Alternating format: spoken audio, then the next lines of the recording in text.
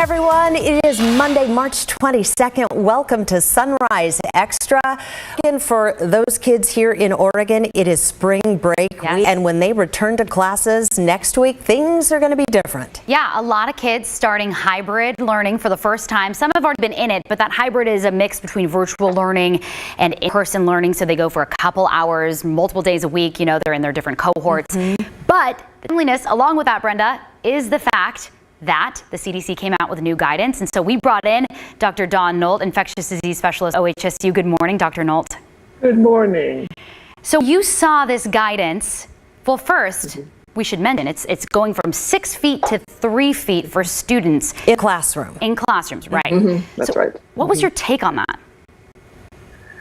Well, I say I've always been a proponent of kids going for in-person schools learning.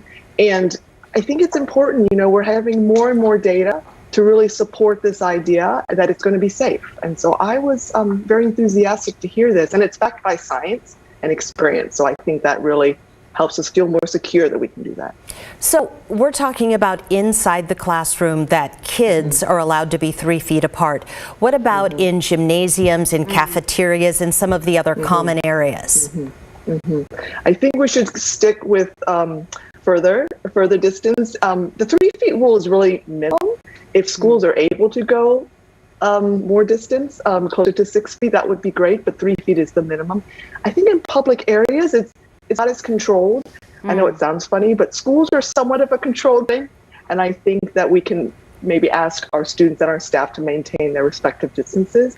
But out in the community, like gyms and restaurants, it might be a little harder to control that. What about adults, so teachers and staff? What's the advice from the CDC now? Sure. So, you know, when they've studied outbreaks that have occurred or clusters that have occurred in schools, the majority of the time it has come from an adult staff member. And so given that, it's still advised by the CDC to keep distance between adult staff members and also staff members and kids. But the kids are able to be within 3 feet of each other. Can you elaborate on community transmission and how it relates to schools? Because I think that's really important to reiterate. Yeah. Thanks. Yes, and I'm happy to take that on. So we have always felt, and evidence is again accumulating with this, that children don't drive transmission in the community. That is when they're in the community, and also when they're in schools, they don't push the transmission rate in the community higher.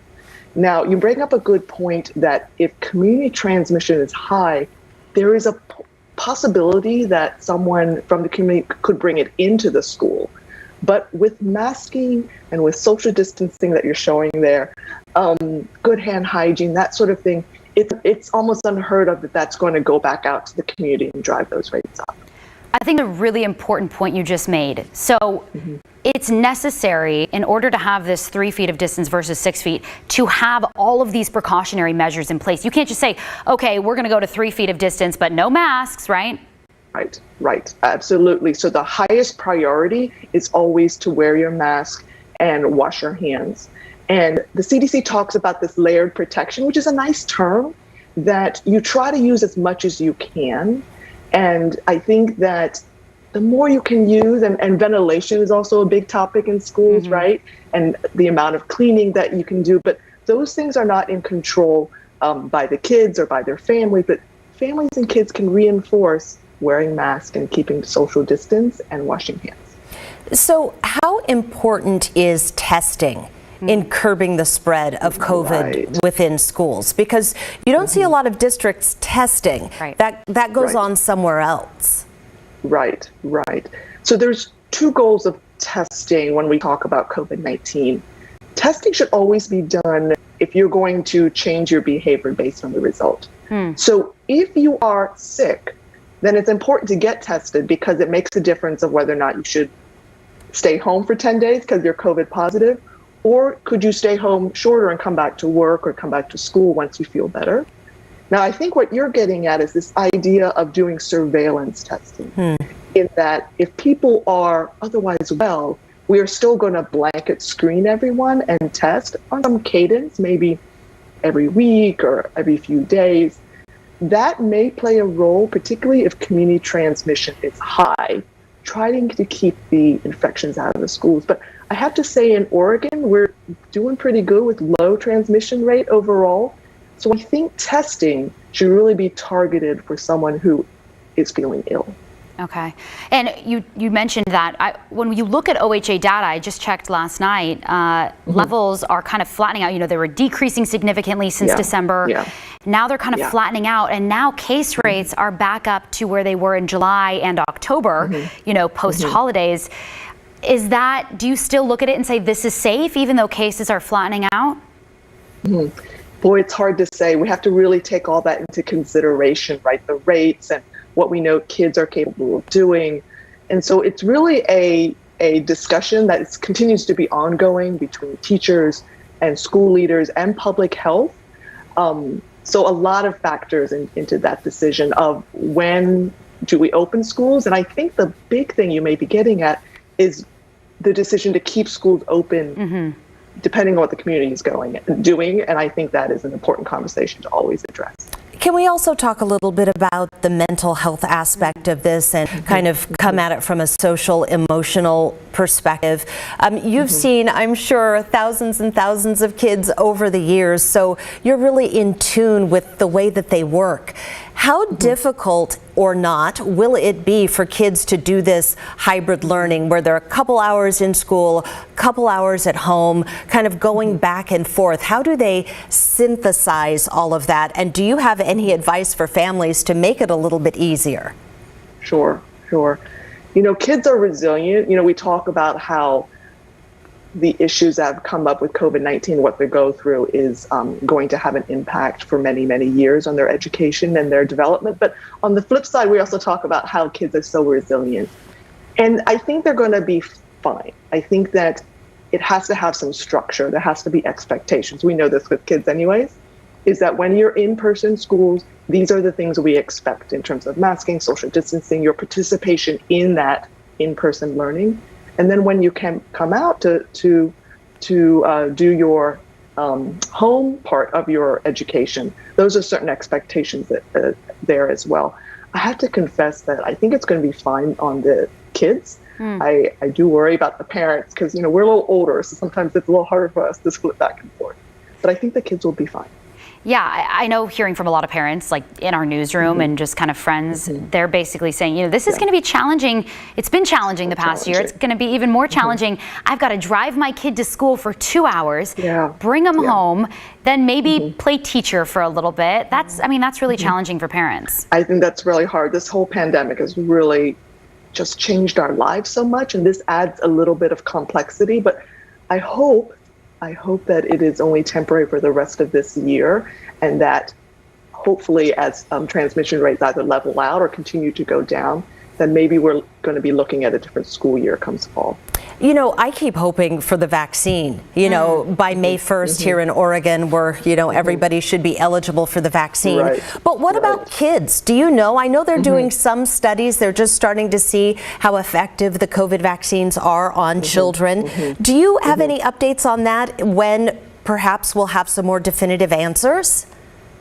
You know, I think that there's been media reports and certainly some data being shown at immunization committees at the national level, not something that necessarily the lay public is privy to, but they've always been interested in really getting the recommendations for eligible ages down and down further.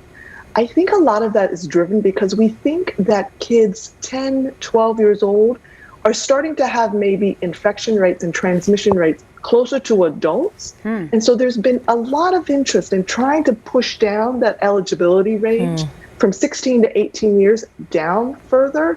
And I'm hoping that we'll have some information by the end of summer, and maybe we'll start vaccinating those kids. I want to bring in some comments because this is a stream where we ask people to weigh in and give us their questions and, you know, ask us anything. So Jennifer says, 3 feet is a hot mess. It's confusing to kids who have been taught to do 6 feet, but only at school. You know, I guess that's a really valid point. You know, this is something they've been learning for the last 12 months, and now all of a sudden, oh, I've got to tell this 4-year-old it's okay to go to 3 feet. What do you do there? Well, that's hard, to say that there's been a change. I'm not sure how much evidence-based medicine we can talk to a 4-year-old about, but I think that we tell them that there's certain things that we can do in schools to keep them safe, and that's why we're able to go to 3 feet. And so I think you bring up a point that, kids might be a little anxious to go back to school, and with some changes in terms of seeing their friends and being a little closer than they're used to, we still enforce that there are things that we as adults are trying to keep them safe with, and they can do things as well, but to make sure that they put their mask on, keep their mask on, and wash their hands, and they can help. So, structure. Yeah, sorry, I didn't mean to interrupt you. The other thing, Morgan, about Jennifer's comment that caught my eye, she mentions after spring break where kids in the Northwest are going to, say, Idaho, right, where they don't have masking requirements. She's concerned that this is more an economic move instead of a scientific medical move. But what are the quarantine guidelines? Say, families travel somewhere or down south, Texas, Florida, where, they don't have as many COVID restrictions as we do, and then they come back. For kids who are going to be at school for a couple hours a day, what do their families need to know about quarantine? That's a good question. That's a great question. Quarantine is the idea of trying to limit movement so that if you were to get sick, you don't expose a lot of people around you. My understanding is that there is still a suggested or guidance from Oregon that if you were to travel outside, when you come back, we ask you to, as much as possible, stay indoors, stay away from people for 14 days. I think a lot of this goes back to just wearing your mask, because if you wear your mask, you really cut down the possibility of transmitting something, even if you're not feeling well. So try to stay home if you can, but always wear your mask if you're out in public. I actually think that's such a good topic we should do a story on here at KGW, like talk to school districts. Hey, how are you going to be enforcing kids returning? Families need to be forthcoming and say, hey, I went out of state, we didn't wear masks or what have you, or make sure that they're getting tested now that we have more testing, right? I mean, that's kind of upon I think school parents. districts, right. School districts have been thinking about this, have been talking to their teachers and having policy. So I kind of alluded to sort of that three-pronged partnership that has to happen. And there are guidances that are putting out there for public health in terms of what to do with quarantine, what to do if there are a number of cases, what's the threshold in which you might close a classroom or close a whole school. Right. And those conversations have to be very individualized to school districts. But I'm hoping that continues and that they're developing things. They can't think of everything all ahead of time. Right. But there are certain things that they are putting together that I think families will find reassuring. Oregon and Washington slowly starting to reopen. I mean, we've made some amazing strides in so many ways, but is it still going to be, as they say, the hammer and the dance, where they're continually looking at the facts on the ground and adjusting, the hammer being the shutdowns, the dance being able to go out inside a restaurant or getting kids back to school full time? Yeah, or the carrot and the stick or something like that, right? Yes, Whatever analogy we use. Yes. It's always got to be. I think the pandemic certainly is not under control by any means, whether you look in Oregon or the rest of the country or the rest of the globe. So kind of looking at measures and seeing maybe what we could pull back a little bit or what we need to reinstitute is going to have to be, as you say, that dance over the next few months. And I really think through the winter. But I'm hoping that it will become more normal as we move into it. But I don't think this pandemic's going to be under control probably before next year. Even as we all get vaccinated. And you've said all along, too, you have always been a proponent of we don't need teachers vaccinated or staff vaccinated before entering the classroom. I mean, now in Oregon, hopefully, the vast majority of them are vaccinated at this point. Yes, and so that hopefully makes We've had this conversation before, right. I think that going back to school, it wasn't necessary for teachers to be vaccinated. Certainly they had this opportunity back in January, which is great. I'm sure you know that we were one of 7 states that made it priority for teachers back in January. So they should have that opportunity, and I hope they took advantage of it. getting vaccinated is a personal choice, and we don't know what everyone's medical history is. And so we hope that they can get vaccinated. And now that they have this additional level of protection for themselves, that they could look at that as another weapon in order to prevent COVID-19 transmission in their schools. Another one of our viewers on the stream is Christy Shirk. Good morning to you, Christy.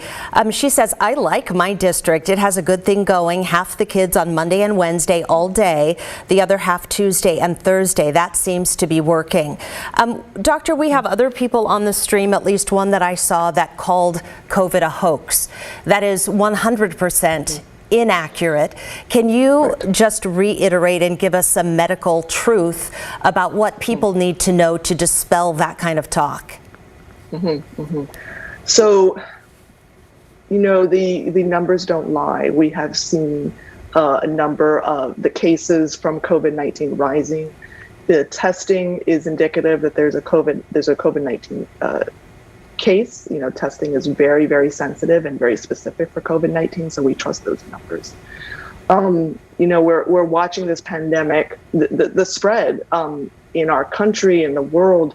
So it is hard to show more science that this pandemic isn't ongoing, and we just need to continue to have that conversation with people, that this is really one of the biggest medical events that have happened in our lifetime. And so, we just continue to talk to them. But it is hard if you don't look at the numbers and the science. Sometimes it is hard to address those ideas. I'll bring in another viewer comment. Karen, thanks so much for weighing in, Karen. She said, so you mean to tell me after a year of being 6 feet apart, we can now all be 3 feet apart? That's not what this CDC guidance is saying. But do you think that might be the new norm? Yeah, it would be wonderful. I've been on calls with other experts in pediatric and adult medicine and epidemiologists. And we have to remember that most of the world uses 1 meter or 3 feet. We're one of the few countries that goes to 2 feet. Now, we have the room and we have the resources to do that in our everyday lives. We can go. So it's not terribly out of the norm to go to 3 feet. So I think that we can get used to that idea, particularly as you said, vaccination rates go up and yeah. So potentially in a few months, as transmission is kind of evened out. How about I give it a year? Okay. I want to under promise and over deliver, so we'll say a year. Okay. What about this? I think this is a great comment. I mean, I've felt that way at times myself, talking about children and COVID and why it seems that they're less susceptible and why they can be 3 feet apart. But Julie Wyatt says it seems strange to her to see the CDC change the distance guidelines from 6 feet to 3 feet. She wants to know, doctor, why are kids safe at 3 feet but adults are only safe at 6 feet? Can you, for laymen like us, kind of break down the reasons that you know of as best that you can? Sure. And so we have to remember that the 3 feet rule is really targeted to elementary school age. I mean, we allow in low transmission, maybe middle school and high school can go to 3 feet, but we are having increasing experience, actually ever since the pandemic started, that kids seem to be less likely to get sick, less likely to show that they're sick, and less likely to transmit, particularly if they're under 10 years of age. We don't know the biological reason why, but we do know that kids under the age of 10 just don't seem to be that susceptible. Certainly as a pediatric ID doctor, I've seen a lot of COVID-19 kids that are sick at the young age, but overall it's not as high as our adults. And so that's why the CDC, with that evidence and also the experience that we've seen with schools that have opened in other parts of the country, we are feeling that at least with the pretty young kids, we can go to 3 feet. Just to play devil's advocate here, and I think I've said this before in some of the comments we're seeing on this feed, how do you, 3 feet is so much closer than 6 feet. How do you wrangle a kid in and say, okay, that's a little too close? Because between the difference between 1 feet and 3 feet really isn't that much. Right. So we have to kind of think of it as the whole package, right? Sometimes we look at masks and the idea of double masking, which I think you could get into, but the idea of double masking, or the idea of like what do you use to wash your hands and how much distance is appropriate or not, that's all part of the package. So we can wrangle those kids between 3 to 4 feet, but if they wear their mask and they have their hand sanitizers near their desk, it's probably going to be okay. But we would suggest that as much as possible, you try to maintain those protections and that layered protection strategy. And can you real quick, for the adults out there as well as the kids, double masking, there's a correct way to do it, right? Can you just briefly explain what that is? Sure. So the idea of really a good fit improves filtration is really the concept that has come up over the past few weeks. And so what we don't want to have is people to wear a mask and that have like gaping openings like in the side of the cheeks and not fitting under there. So if you're able to take your single mask, maybe 2 or 3 layers, a cloth mask, and put it on and it fits nicely, that's fine. If your mask doesn't fit as well, certainly you can put another mask under it or over it. But again, it's all to try to seal up the edges as much as possible. I wear a single mask, but it fits. At the end of the day, I have my little markings on my skin. Yes. Because they fit. What I'm saying. It fits really well, and so I'm okay with going with my double layer cloth mask. But if you don't have that capability, then go with double masking. Certainly with the new variants that are coming out, they're a little more forgiving, or a little less forgiving with any sort of lapse in our measures. And so if you're able to, I think double masking would be fine. It's a good option to increase fit. Okay, Dr. Nolt, we're running out of time, but I'm going to leave you with the last word. You can take it any direction you want, but what's the thought that you'd like to leave us with today? Thank you so much. As a pediatrician, I'm always advocating for kids going back into school, but we do understand that kids are excited, but they can be anxious.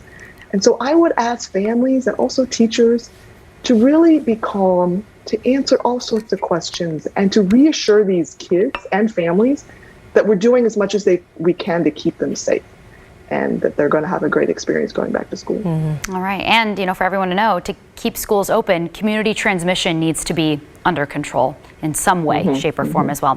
Thank you so much for your time. This was a wonderful conversation. We really appreciate you hanging out with us this morning, Dr. Nolt. No problem. Always a pleasure. Thank you so much for giving me the time to talk. Thanks for joining us on the stream, not the screen. We're not screaming. Sometimes I want to scream. Yeah, sometimes. Have a good day. We'll be back tomorrow, will we? Yes, we will. We'll of course we will. See you tomorrow at 7.